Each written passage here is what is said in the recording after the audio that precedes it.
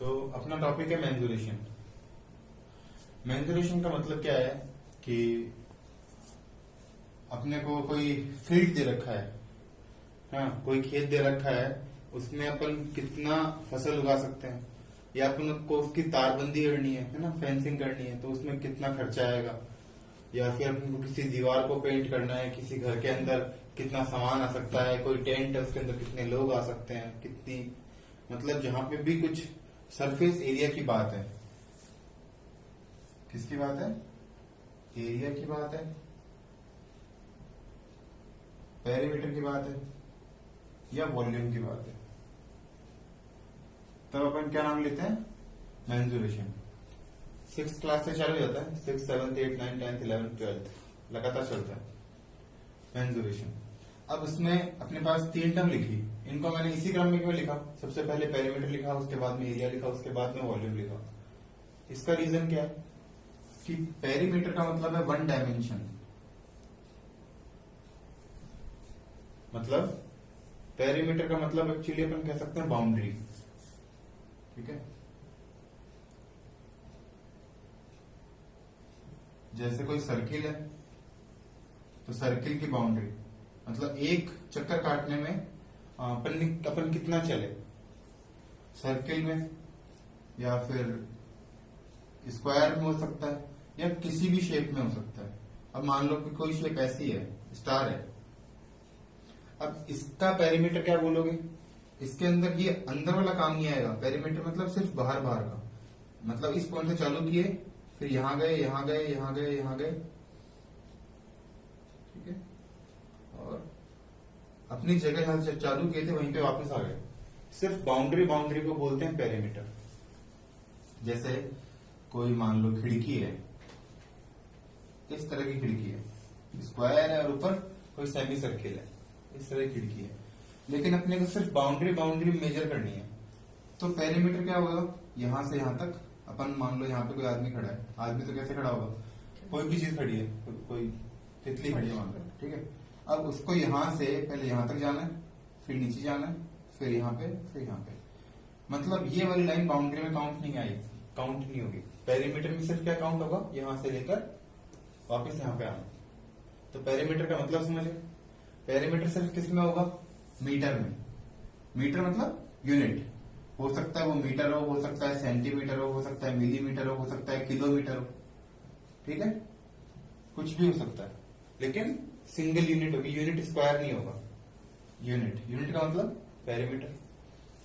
चलो पेरीमीटर समझ में आ गया। अब अपन बात करते हैं एरिया की। एरिया क्या होता है? जैसे जिस बोर्ड पे मैं लिख रहा हूं, जिसकी कुछ ना कुछ लेंथ है, कुछ ना कुछ विड्थ है, तो जिसपे मैं लिख रहा हूं, जिसपे अपन लिख सकते हैं, जिसपे अपन पेंट कर सकते हैं, जिसपे अपन खड़े हो सकते हैं, वो सब क्या है? एरिया। खेत बोना है अपने को, तो खेत के लिए अपने को उसका एरिया कितना है वो चाहिए। घर में रहना है, घर है, प्लॉट है, उसके अंदर उसका एरिया कितना है वो चाहिए। अपन जैसे जब जमीन खरीदते हैं तो अपन पेरीमीटर नहीं खरीदते हैं, अपन एरिया खरीदते हैं, कितने स्क्वायर मीटर है।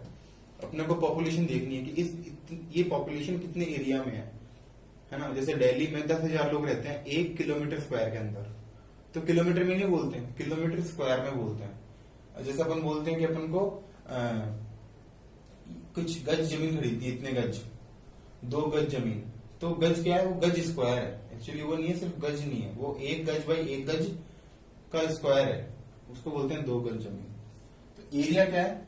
स्क्वायर के अंदर, मीटर स्क्वायर, इसको बोलते हैं 2 डायमेंशन, लेंथ और ब्रेथ। जैसे सर्किल बनाया तो इसमें भी सर्किल बना लिया, लेकिन सर्किल की जो बाउंड्री है वो तो पेरीमीटर है, और सर्किल का अंदर वाला जहां पे अपन पेंट कर सकते हैं या फिर चल सकते हैं, जो भी है, उसको अपन क्या बोलते हैं?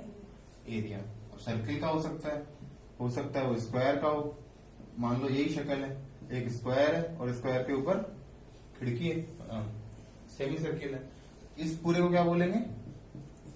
एरिया। एरिया मतलब अंदर का पार्ट। बाहर वाले का बाउंड्री को क्या बोलेंगे? पेरीमीटर। और अंदर वाले को क्या बोलेंगे? एरिया। अब एरिया समझ में आ गया। और एरिया कहाँ काम आता है? जैसे खेत में काम आता है, फील्ड में काम आता है, प्लॉट में काम आता है ना। और जैसे अपन ये लिख रहे हैं, बोर्ड है, ये भी एरिया में है, दीवार है जहाँ पे पेंट करते हैं वो भी एरिया में। लेकिन अब वॉल्यूम क्या है? वॉल्यूम का मतलब उस दीवार पे, जैसे ये लगा हुआ है, ये लगेगा, खंबे लगे, जैसे खंबा है या फिर खुद घर है, जैसे मैं खड़ा हूं, अगर मैं कमरे में आया तो कमरे से कुछ तो बाहर निकला, क्या निकला? हवा। तो जितना हवा कमरे से बाहर निकला उतना मेरा वॉल्यूम है। या फिर एक पानी की भरी हुई टंकी है, कोई टंकी है, ठीक है, कोई रेक्टेंगुलर टंकी है ऐसे मान लो, और इस रेक्टेंगुलर टंकी के अंदर एक आदमी, ये पूरी टंकी भरी हुई पानी से ऊपर तक, मतलब कुछ भी इसके अंदर जाएगा, अगर एक बॉल भी जाएगी तो इसमें से पानी बाहर आ जाएगा। तो अगर एक बॉल इसके अंदर जाती है और जितना पानी बाहर आता है वो इस बॉल का वॉल्यूम है। अगर इस टंकी में मैं जाता हूं और मेरे जाने से इस टंकी में से जितना पानी बाहर आता है वो मेरा वॉल्यूम है। वॉल्यूम का मतलब 3 डायमेंशन, उसकी कुछ ना कुछ लेंथ होती है, कुछ ना कुछ विड्थ होती है, कुछ ना कुछ हाइट होती है, ठीक है। तो अपन वॉल्यूम नाप सकते हैं पानी की हेल्प से। भाई मैं टंकी में गया, जितना पानी बाहर आ गया वो मेरा वॉल्यूम है। एक कमरे में है, जितनी हवा बाहर आई वो मेरा वॉल्यूम है। लेकिन हवा को मेजर करना मुश्किल है कि कितनी हवा बाहर गई, लेकिन पानी को मेजर करना इजी है। अगर अपन यहाँ पे एक कोई चीज लगा दें कि पानी सिर्फ यहीं से बाहर जाएगा, है ना, कोई सर्किल कर दें जो सबसे पहले इसी में से पानी बाहर जाएगा, तो अगर मैं उसमें गया टंकी के अंदर और इसमें से पानी बाहर निकल गया तो पानी को तो मेजर कर सकते हैं। तो अपन जैसे किसी आदमी का वॉल्यूम या फिर किसी चीज का वॉल्यूम निकालना बहुत आसान है, ठीक है। ये तो वो एक तरीका इसका वॉल्यूम निकालने का। लेकिन अगर नॉर्मल शेप्स है, नॉर्मल शेप जैसे कोई सिलेंडर है ना, जैसे कोई स्पेयर है, स्पेयर बोलते हैं इसको, बोलते हैं स्पेयर, सिलेंडर। जैसे कोई क्यूब है, कोई क्यूबॉइड है ना, तो वो सब क्या है जिसको अपन हाथ में ले सकते हैं, उसको अपन बोलते हैं वॉल्यूम। कोई भी 3 डायमेंशन शेप, जैसे चौक है, जैसे ये मार्कर है, ये सब क्या है वॉल्यूम, ठीक है। तो पेरीमीटर समझ में आ गया, एरिया समझ में आ गया, एरिया क्या होता है, वॉल्यूम समझ में आ गया, वॉल्यूम क्या होता है। तो पहले तो समझना जरूरी था। अब अपन बात करते हैं कि करके पेरीमीटर के बारे में, फिर थोड़ी बहुत शेप्स के एरिया के बारे में, और थोड़ी बहुत शेप्स के वॉल्यूम के बारे में हो सकता है अपन अगली वीडियो में बात करें। तो सबसे पहले बात करते हैं पेरीमीटर की। सबसे सिंपल शेप लेते हैं, एक रेक्टेंगल लेते हैं, ठीक है। रेक्टेंगल मान लो अपने ले लिया 3 यूनिट बाई 5 यूनिट्स का। इस तरफ 3 यूनिट्स है, इस तरफ 5 यूनिट्स है। अब यूनिट हो सकता है सेंटीमीटर में, हो सकता है मीटर में, हो किसी चीज में भी हो, यूनिट है। अब रेक्टेंगल में 3 यहां पर है तो 3 यहां पर होगा, आमने सामने की साइड बराबर होती है। 5 यहां पर है तो 5 यहां पर होगा। अब मुझे इसका पेरीमीटर मेजर करना है। मैं अपने आप को यहां खड़ा कर लेता हूं, किसी भी एक डायरेक्शन में चलना चालू कर दो और वापस वहीं पहुंच जाओ। यहां चले, कितना चले, यहां से यहां तक 5, फिर यहां से यहां तक 3, फिर यहां से यहां तक 5, और यहां से यहां तक वापस 3, ठीक है। तो पहले 5 चले, फिर 3, फिर 5 और फिर 3। इसको अगर मेरे को साथ साथ लिखना है तो ऐसे लिख सकते हैं, तो 8 और 8 प्लस 8, और ये कितना हो गया 16। अगर मुझे 5 नहीं पता हो, सिर्फ पता हो लेंथ है, ये L मान लेते हैं, और ये पता है ब्रेथ है B मान लेते हैं। अगर ये L है तो नीचे वाला भी क्या होगा, ये B है तो ये भी क्या होगा B, ठीक है। तो 5 की जगह क्या लिख दूं L, 3 की जगह D, फिर वापस L और वापस B। 2 बार L आ गए। अपन ने एडिशन सीखा था कि लाइक टर्म्स को अपन ऐड कर सकते हैं, तो 2 बार L आ गए 2L, 2 बार B आ गए 2B। अब मुझे पता है कि दोनों में 2 कॉमन है, अपन ने कॉमन लेना भी सीखा था, डिस्ट्रीब्यूटिव प्रॉपर्टी। तो अपन ने कॉमन ले लिया 2, अंदर क्या आ गया L प्लस B। ये क्या है, ये इक्वल टू में कुछ तो लिखेंगे यहाँ पे, ये क्या है, ये पेरीमीटर है, यहां से लेकर यहां तक की बाउंड्री है। तो ये क्या है, पेरीमीटर ऑफ रेक्टेंगल। एक रेक्टेंगल का पेरीमीटर कैसे निकालेंगे, 2 इंटू L प्लस B। ये फॉर्मूला आया नहीं है, ये अपन ने ही बनाया है, ठीक है। अब अगर मान लो कि ये पेरीमीटर 5 की जगह यहाँ पे भी 5 होता, 3 नहीं होता, यहाँ पे भी अगर 3 की जगह 5 ही होता इन केस, स्क्वायर में होता। हाँ इन केस ये स्क्वायर होता, ये भी 5 होता, ये यहां से यहां तक हो जाता ऐसे, और ये भी 5 हो जाता। तब ये अपन ये कह सकते हैं कि ये स्क्वायर बन गया। स्क्वायर बन गया तो अगर ये एल है तो ये भी एल है, ये भी एल है, और ये तो एल पहले से ही है, चारों एल होगी, या फिर चारों साइड मान लो, चारों बी मान लो, लेकिन चारों सेम ही रहेगी। कुछ भी मानो, ए मानो, बी मानो, सी मानो, अगर कोई भी वेरिएबल नाम देते हो इसका तो चारों सेम ही रहेगी अगर स्क्वायर है। तो चारों स्क्वायर है तो L plus L plus L plus L, 4 बार एल, तो क्या आ गया 4 इंटू साइड, मतलब साइड को 4 से मल्टीप्लाई कर देंगे तो अपना स्क्वायर का आ जाएगा। अब अपन बात करते हैं कोई सर्किल की, सर्किल का पैरामीटर। तो सर्किल में एक स्पेशल टर्म होती है, उसको अपन बोलते हैं पाई। क्या बोलते हैं? पाई। और जो पाई होता है वो होता है सरकमफेरेंस और डायमीटर का रेशियो। सरकमफेरेंस और डायमीटर के रेशियो को बोलते हैं पाई, चाहे वो छोटा सर्किल हो चाहे वो बड़ा सर्किल हो। पहले लोगों को लगता था कि इनका कोई आपस में रिलेशन नहीं है, लेकिन एक बात बताओ, अगर एक छोटा सर्किल है, ये मान लो उससे भी छोटा सर्किल है और एक बड़ा सर्किल है, तो जैसे जैसे सर्किल बढ़ेगा, जैसे जैसे इसकी डायमीटर बढ़ेगी, डायमीटर का मतलब सेंटर से जाने वाली सबसे बड़ी कोड, ठीक है, तो सबसे बड़ी कोड है वो है अपनी डायमीटर। तो जैसे जैसे डायमीटर बढ़ेगी वैसे वैसे इसका सरकमफेरेंस बढ़ेगा।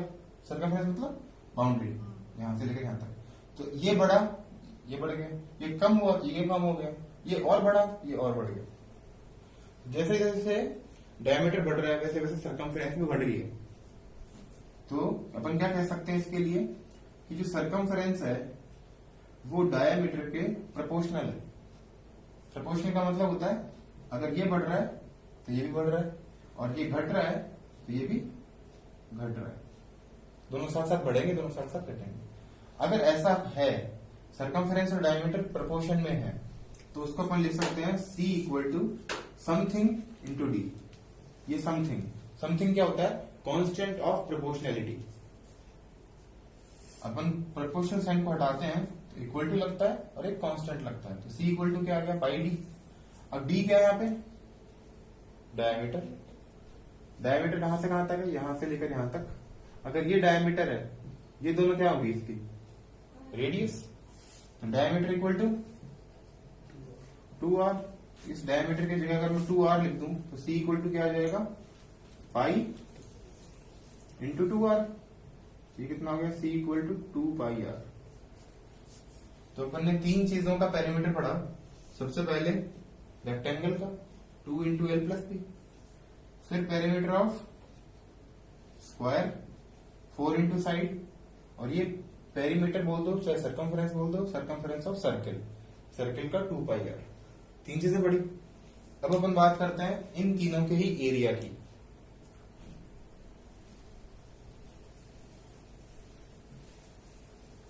सबसे पहले क्या था? रेक्टेंगल। सेम रेक्टेंगल बनाते हैं, मीटर स्क्वायर है और ये मीटर क्यूब है और ये है मीटर। अपन सबसे पहले एक रेक्टेंगल बनाते हैं, वही 3:5 का। यहाँ पे 3 है, यहाँ पे 5 है। एक बनाते हैं उसके बाद में स्क्वायर, ये 5 है और ये 5 है, और एक सर्किल बनाते हैं यहाँ पे, एक सर्किल, ठीक है। इसकी रेडियस कुछ भी मान सकते हैं। अब ये 3 और 5 है, तो 3 है तो पहले इसको 3 में डिवाइड कर लें। ये 3 हो गए, 3 पार्ट, 1 2 3 पार्ट। ऐसे इसको 5 कर लेते हैं, 1 2 3 4 और 5, 1 2 3 4। अब जब पार्ट कर लिए, अपने को पता है कि अंदर वाला एरिया पार्ट काउंट करना है अपने को। एरिया का मतलब अंदर वाला, बाहर वाला तो करना नहीं है। तो अंदर वाला को काम करना है, तो इसको पूरे को ब्लॉक्स में बांट लेते हैं। अगर इसको ब्लॉक में बांट लिया, काउंट करें इसमें कितने ब्लॉक है? 15 ब्लॉक है। 3 3 3 3 3 या तो ऐसे ऐड कर दो 3 + 3 + 3 + 3 + 3, या 5 + 5 + 5, ये 5, ये भी 5, ये भी 5, चाहे ऐसे करो चाहे ऐसे करो, एक ही बात है। 3 + 3 5 बार करेंगे तो इसको क्या लिख सकते हैं 3 × 5, 5 को 3 बार ऐड किया तो 5 × 3, अब 3 × 5 करो चाहे 5 × 3 करो, एक ही बात है। इसका अपन क्या बोल सकते हैं area of rectangle. Area of rectangle क्या हो गया इससे L × B या फिर B × L, उससे कोई फर्क नहीं पड़ता, चाहे L × B करो चाहे B × L करो। अब अगर L और B बराबर है, जैसे इस वाले में 5 और यहां पे भी 5, तो ये 5 यहां पे 5 यहां पे 25, L और B बराबर है, एरिया ऑफ स्क्वायर क्या आ जाएगा L²। अगर ये L है तो L², और कोई साइड है A, इसको A मानते हो A², जो भी मानोगे इसका स्क्वायर कर देंगे, क्योंकि सेम नंबर से मल्टीप्लाई करना, L को L से करना है। तो अपने पास दो एरिया तो आ गए, ये तो इजी थे। अब बात करते हैं सर्किल के एरिया का। सर्किल के एरिया के बात करने से पहले ना आपको रेक्टेंगल का एरिया वापस देखना पड़ेगा, मैं समझाता हूं कैसे।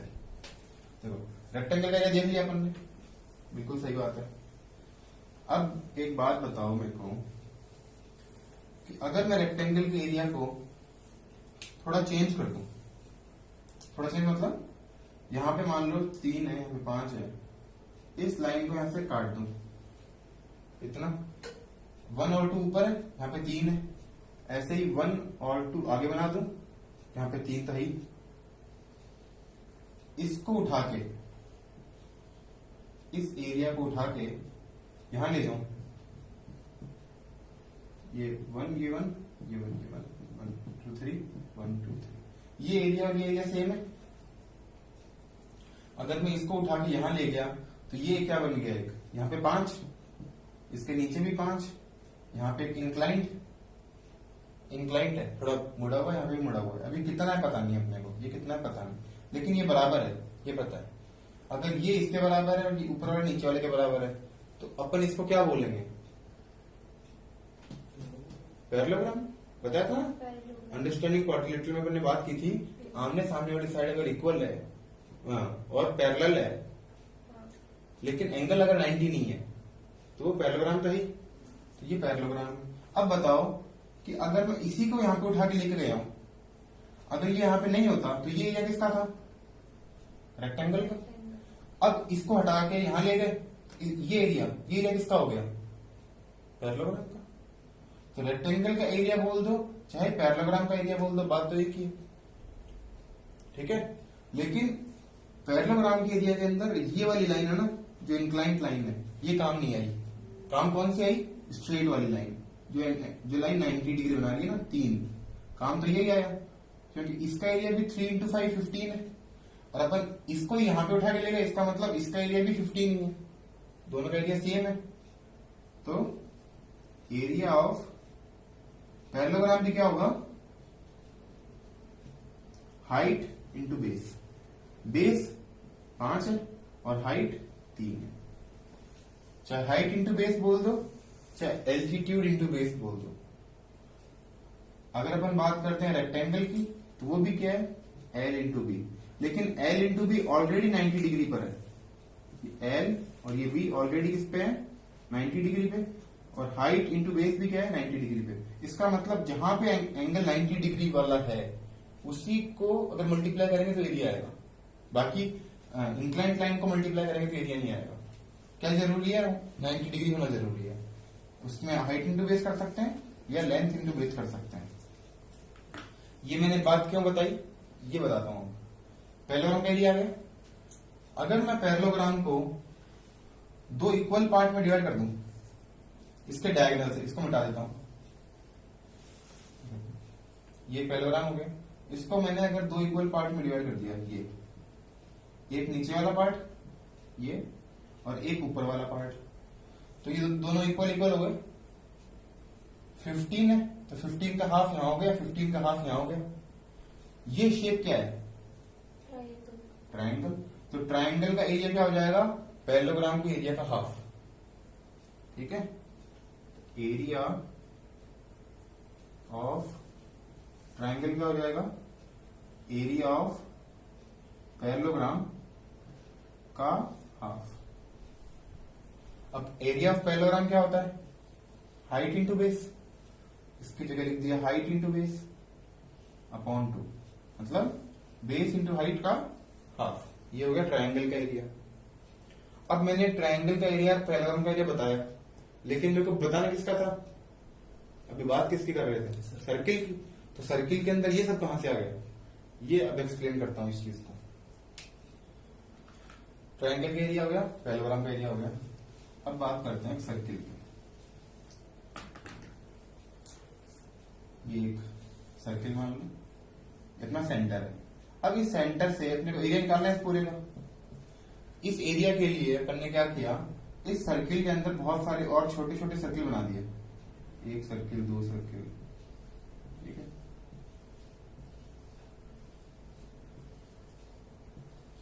ये सर्किल बनाने से अपने को इसका एरिया पता चल जाएगा कि इसका एरिया कितना है, क्योंकि पूरा काउंट हो गया ये। अब बताओ, इसको अगर मैं यहां से काट दूं, ऊपर से मान लो ये काट दिया, कैंची ली और काट दिया, इसको खोल के बिछा दे पूरे सर्किल को, तो बीच वाला पॉइंट ऐसा कैसा, यहां पे पहले सर्किल को खोल के ऐसे बिछा दिया, दूसरे सर्किल को थोड़ा सा बड़ा बनेगा ये और बिछा दिया, तीसरा सर्किल, चौथा सर्किल, पांचवा सर्किल, ऐसे करते करते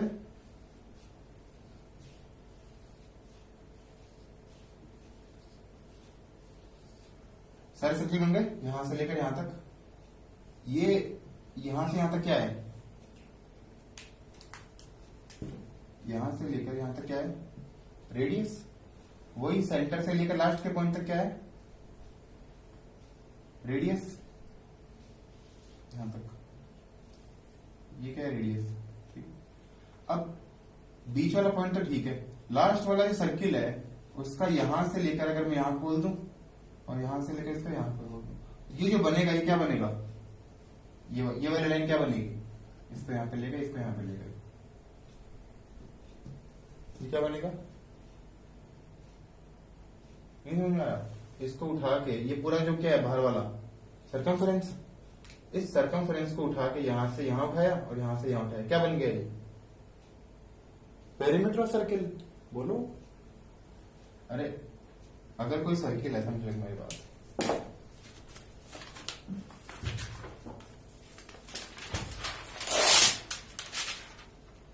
ये ऐसे में सर्किल है, ठीक है, ये ऐसे। अगर मैं इसको खोल लूंगा यहां से और इसको ऐसे कर दूंगा तो क्या बन जाएगा, इस पेरीमीटर को मैंने खोल के क्या बना दिया, स्ट्रेट लाइन। तो ये पेरीमीटर क्या है, 2πr, ये 2πr यहां पे खुल गया तो ये भी क्या रहेगा, 2πr ही रहेगा, चेंज तो होगा नहीं। तो कितना हो गया नीचे वाला, 2πr। अब सर्किल का एरिया निकालना है, तो सर्किल के एरिया निकालने के लिए अपन ये ट्राइंगल का एरिया भी निकाल सकते हैं। तो इस ट्राइंगल का एरिया क्या होता है, अभी अपने ट्राइंगल का एरिया बताया था, half into base into height, half. इस ट्राइंगल का बेस कितना है, 2πr, और हाइट कितनी है, r। तो 2 से 2 कट गया, क्या आ गया, πr²। तो सर्किल का एरिया क्या हो जाएगा, πr²। ठीक है, ये चीज याद रखनी है। चल एक टॉपिक की और बात कर लेते हैं, उसके बारे में आज असाइनमेंट भी देंगे। एरिया की बात करेंगे, वॉल्यूम की बात बाद में करेंगे। एक बात कर लेते हैं ट्रेपेजियम का एरिया और क्वाड्रिलेटरल का एरिया। जैसे ये मान लो क्वाड्रिलेटरल है, इसको मैंने मिला दिया, ऊपर एक ट्राइंगल है, नीचे भी एक ट्राइंगल है। तो ट्राइंगल का एरिया बताओ क्या होता है, half into B into H, base into height. और अगर यहाँ पे 90 डिग्री, तभी हमेशा 90 डिग्री वाली ही दोनों लाइनें काम आएगी, और कोई लाइनें काम नहीं आएगी।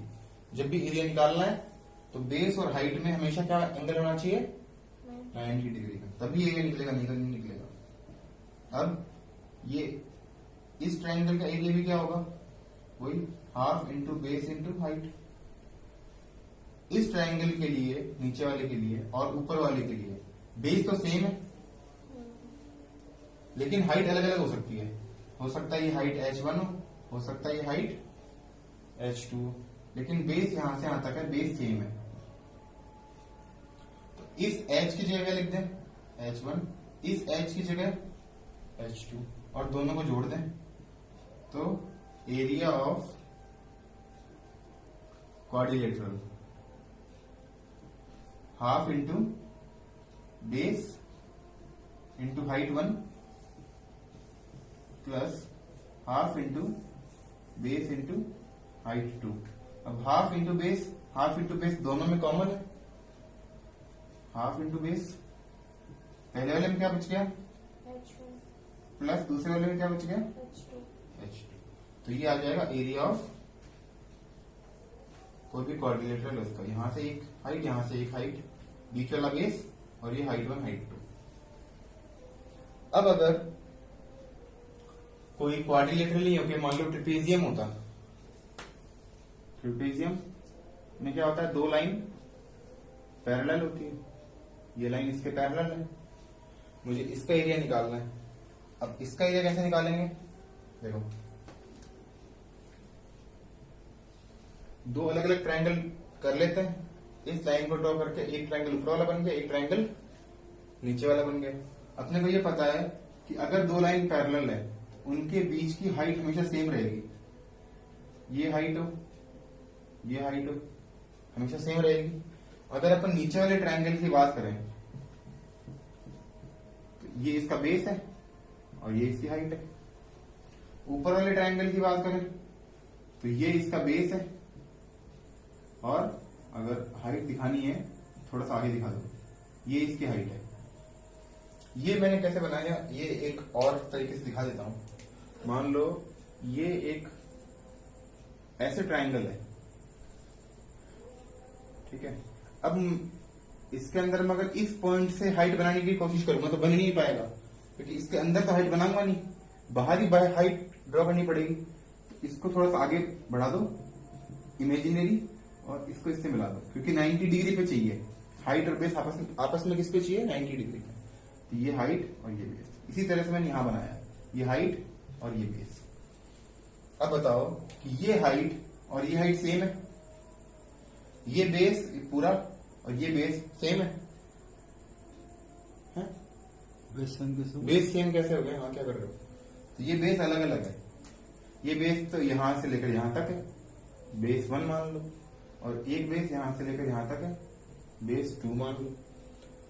दोनों ट्रायंगल को ऐड कर देते हैं। पहले इस ट्रायंगल का area half into base into height, लेकिन यहाँ पे बेस 1। इस ट्रायंगल का area half into base into height, लेकिन यहाँ पे बेस 2 है। दोनों को ऐड कर देते हैं, क्या हो जाएगा, हाफ इंटू एच दोनों में कॉमन है, एच क्या हो जाएगा, बेस 1 प्लस बेस 2। इसमें बेस कॉमन था, हाइट 1 प्लस हाइट 2 था, यहाँ पे हाइट कॉमन है, बेस 1 प्लस बेस 2 है, ठीक है। एरिया ऑफ ट्रेपेजियम याद रहेगा कि हाइट को दोनों पहले तो दोनों बेस को ऐड करो, फिर हाइट से मल्टीप्लाई कर दो, फिर हाफ कर दो। एक एग्जांपल ले लेते हैं, मान लो कि ये 10 है, ये 8 है, और बीच की हाइट है यहाँ पे 6।